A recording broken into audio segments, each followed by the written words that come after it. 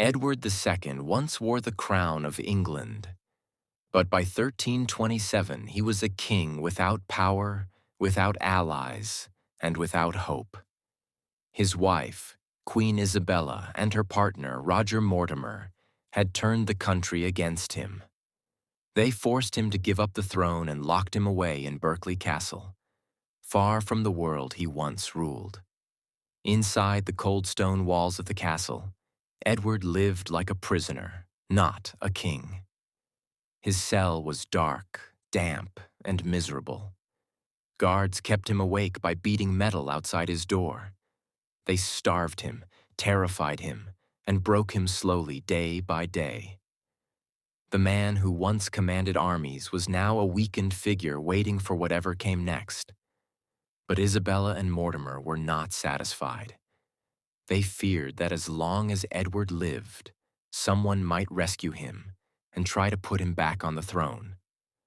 They wanted a death that left no doubt, a death that would end his story completely.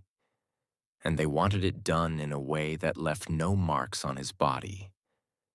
This is where Edward II's death becomes one of the most infamous in history. A legendary account says that his murderers heated an iron rod until it glowed red.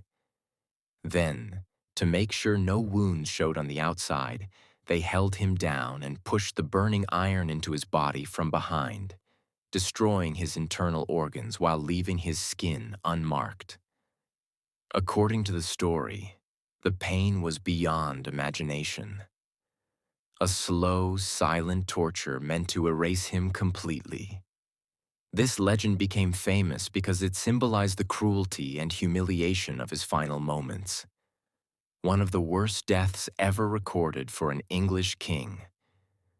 The story of the red-hot iron stuck. It spread through England for centuries because people believed it matched the tragedy of Edward's life. A king who fell so far that even his death became a warning to future rulers. The next morning, the guards announced he had died from grief. But everyone knew the truth. The king had been murdered. And whether by fire or by suffocation, his death remains one of the darkest ends a ruler has ever faced.